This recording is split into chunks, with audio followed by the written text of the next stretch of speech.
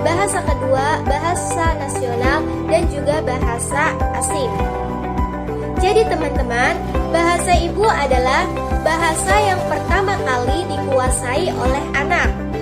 Nah, bahasa ibu juga meliputi bahasa Indonesia dan juga bahasa daerah tempat tinggal anak tersebut. Kenapa ya kok bisa begitu? Karena anak yang baru lahir semula tidak mempunyai bahasa. Dengan sehari-harinya anak bersama ibu, bersama ayah, keluarga, bahkan lingkungannya, kini anak dengan sendirinya telah memperoleh satu bahasa, dan bukan karena belajar di sekolah atau lembaga formal. Jadi itulah mengapa bahasa ibu menjadi bahasa yang pertama kali dikuasai oleh anak. Sebenarnya teman-teman, bahasa ibu itu memiliki tahapan, di antaranya tahap kenyutelan, berdekut, meraban, vokabel, kalimat satu kata atau kalimat dua kata. Contohnya itu pada tahap meraban, yaitu anak usia 4 sampai 6 bulan, di mana anak mulai mengeluarkan bunyi seperti a, i, ma, gitu teman-teman. Dan ketika mendekati usia 1 tahun, anak mulai mengembangkan bahasanya. Contohnya itu ketika anak tersebut memegang sendok, pasti anak akan mengeluarkan bunyi dok, dok, itu maksudnya sendok. Itu yang disebut dengan bahasa ibu atau bahasa pertama. Selanjutnya kita akan masuk pada bahasa kedua. Nah, bahasa kedua adalah bahasa yang digunakan anak setelah menguasai bahasa pertamanya. Bahasa kedua ini merupakan bahasa lanjutan dari bahasa pertama. Contohnya itu bahasa Indonesia. Nah, ketika kita belajar di sekolah, otomatis kita pasti akan belajar bahasa Indonesia, bahasa Arab, atau bahasa asing.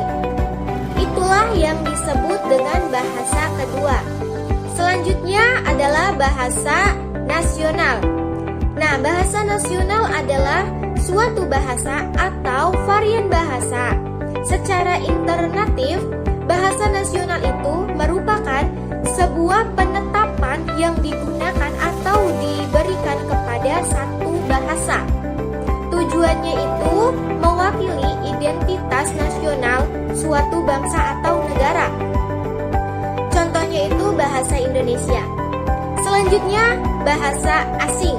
Bahasa asing adalah bahasa yang tidak digunakan oleh masyarakat yang tinggal di sebuah tempat atau wilayah tertentu. Misalnya, bahasa Jepang dianggap asing di Indonesia. Begitupun sebaliknya, bahasa Indonesia akan dianggap asing oleh Jepang.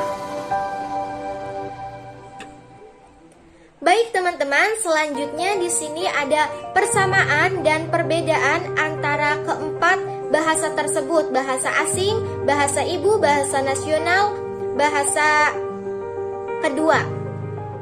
Nah, di sini ada persamaan dan perbedaannya. Nah, dari keempat bahasa tersebut sama-sama bertujuan untuk berkomunikasi dengan orang lain. Bahasa ibu dan bahasa kedua ini sama-sama cenderung mudah, sedangkan bahasa asing dan bahasa nasional itu cenderung sulit.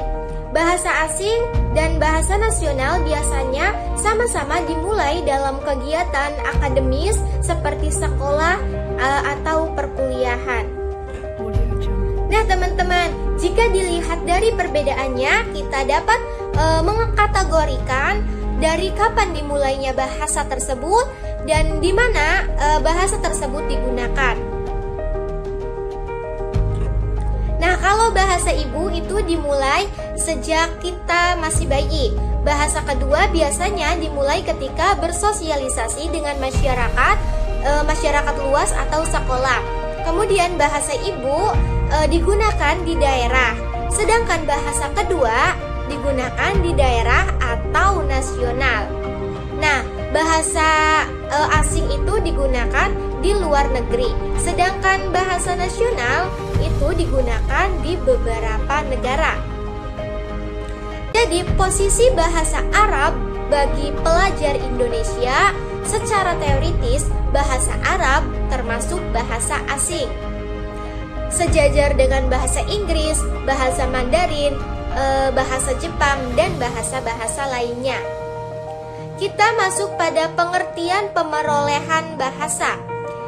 Nah, pemerolehan bahasa itu identik dengan bahasa pertama, sehingga pemerolehan bahasa diartikan sebagai suatu proses yang pertama kali dilakukan oleh seseorang untuk mendapatkan bahasa sesuai dengan potensi kognitif yang dimiliki dengan didasarkan atas ujaran yang diterima secara alamiah, di mana kondisi dan situasinya tidak ditargetkan secara sadar. Nah, umumnya pemerolehan bahasa tidak menyadari antara kebahasaan yang telah dikuasainya. Pemerolehan hanya memiliki intuisi bahwa kebahasaannya itu sudah benar. Selanjutnya yaitu pembelajaran bahasa, seringkali dikaitkan dengan bahasa kedua. Oleh karena itu, pembelajaran bahasa berkaitan dengan proses-proses yang terjadi pada waktu seseorang anak mempelajari bahasa kedua setelah dia memperoleh bahasa pertamanya. Proses penguasaan bahasanya melalui situasi dan kondisi yang sudah disengaja keberadaannya.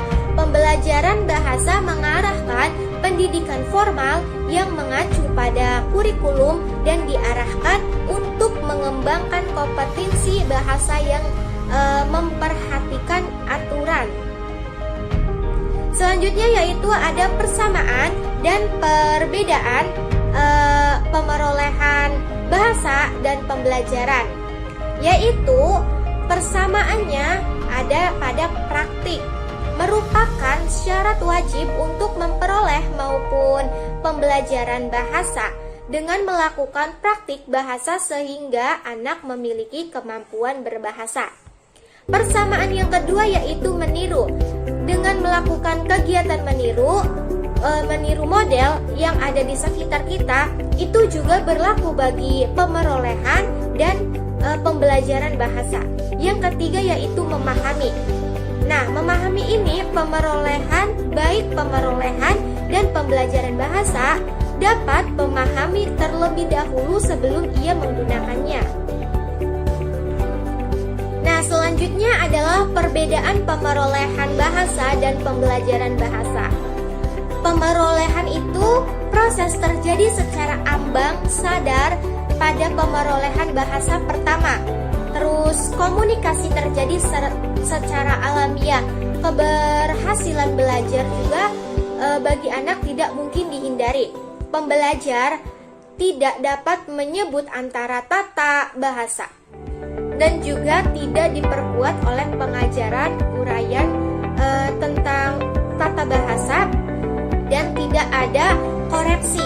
Proses diatur oleh strategi universal yang disebut LAD. Itu teman-teman, itulah persamaan. Sedangkan perbedaan pembelajaran bahasa itu, kalau pembelajaran bahasa itu proses terjadi pada saat orang dewasa belajar bahasa kedua. Kemudian proses terjadi secara sadar dan secara internalisasi aturan tata bahasa. Kemudian kemampuan yang dimiliki merupakan hasil dari pengajaran. Yang keempat, proses penguasaan bahasa tidak mungkin dihindari.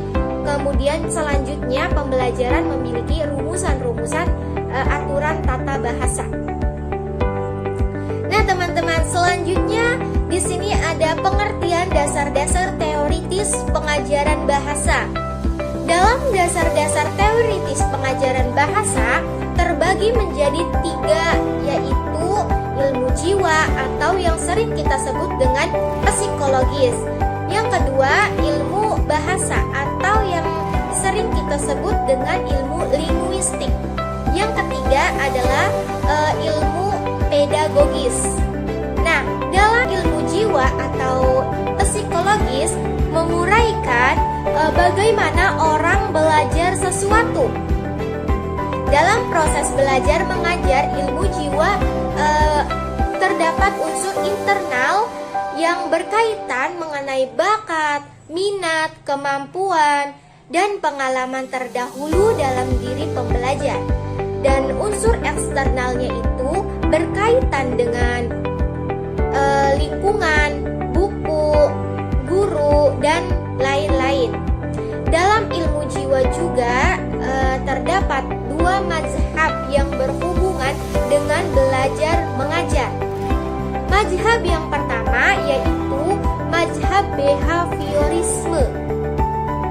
Mazhab ini berpendapat bahwa belajar adalah perubahan dalam tingkah laku sebagai akibat dan interaksi antara stimulus dan respon. Jadi yang kedua itu mazhab kognitif. Belajar menurut mazhab ini adalah perubahan persepsi dan pemahaman yang tidak selalu terlihat sebagai tingkah laku.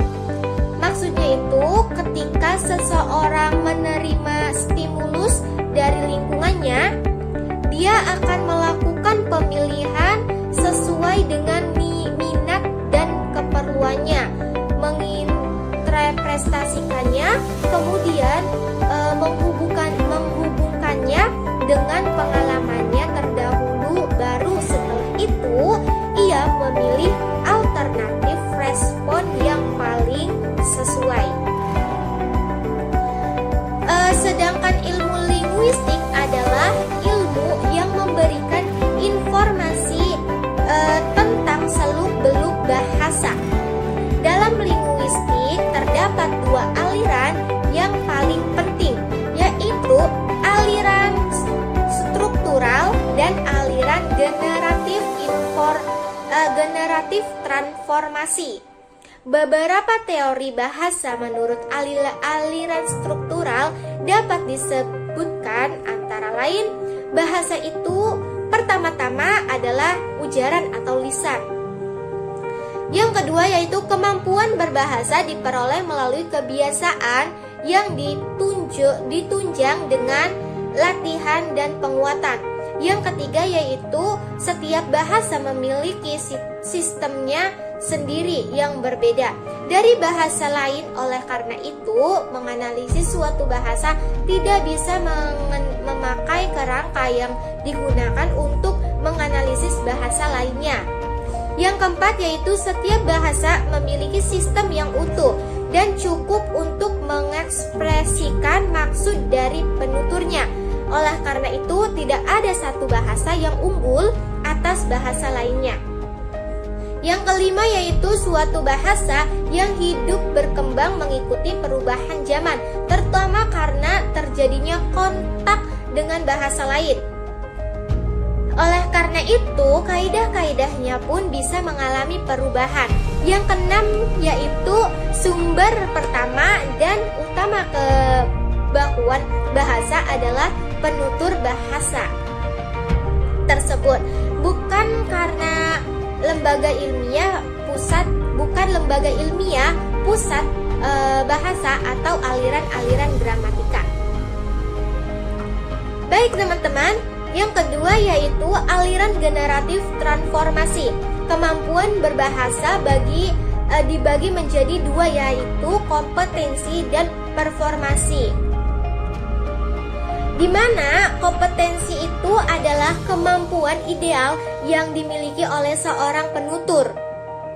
Kompetensi menggambarkan pengetahuan tentang sistem bahasa yang sempurna, yaitu pengetahuan tentang sistem bunyi atau fonologi, sistem kata atau morfologi, sistem kalimat sintaksis, dan sistem makna simantik. Sedangkan performansi adalah ujaran-ujaran yang biasa didengar atau dibaca, yang merupakan turunan seorang apa adanya tanpa dibuat-buat. Nah, implementasinya dalam pembelajaran bahasa Arab sebagai bahasa asing yaitu mengimplementasikannya dengan belajar nahwu sorof yang sudah saya jelaskan tadi, bahwa dalam dasar-dasar teoritis pengajaran bahasa terdapat ilmu linguistik, yaitu mempelajari seluk-beluk bahasa dan tata cara bahasa. Selain itu terdapat pengimplementasikannya dengan kompetensi bahasa, di mana membahas tentang sistem bahasa, yaitu pengetahuan sistem bunyi, fonologi, sistem kata, morfologi, sistem kalimat, sintaksis, dan sistem makna, simantik. Selanjutnya yaitu pengertian hakikat.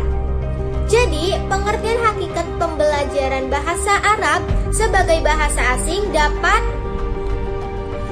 kita pahami bahwa pembelajaran bahasa Arab adalah suatu upaya pendidik terhadap peserta didik dalam interaksi belajar bahasa Arab supaya siswa dapat mempelajari sesuatu dengan efektif dan efisien. Pembelajaran bahasa asing adalah proses mempelajari sebuah bahasa yang digunakan sebagai bahasa komunikasi di lingkungan seseorang. Akan tetapi bahasa tersebut hanya dipelajari di sekolah dan tidak dipergunakan sebagai komunikasi sehari-hari oleh pembelajar. Sehingga hakikat pembelajaran bahasa Arab sebagai bahasa asing tidak lain pendidik bertujuan untuk mengembangkan kemampuan peserta didik berkomunikasi dalam bahasa Arab dan mengembangkan pemahaman saling keterkaitannya antara bahasa dan budaya, serta memperluas cakrawala budaya sehingga menumbuhkan kesadaran tentang pentingnya bahasa Arab sebagai salah satu bahasa asing. Nah teman-teman, mengapa sih calon guru itu harus memahami hakikat pembelajaran bahasa Arab sebagai bahasa asing? Karena dengan mengetahui hakikat pembelajaran bahasa asing, tujuan calon guru itu supaya mempermudah cara mengajar dan mengimplementasikannya kepada peserta didik, sehingga antara guru dan siswa dapat menghasilkan pembelajaran yang efektif, efisien, dan dapat mencapai tujuan yang diharapkan. Itu saja jawaban dari soal UTS pengantar pembelajaran bahasa asing. Terima kasih. Wassalamualaikum warahmatullahi wabarakatuh.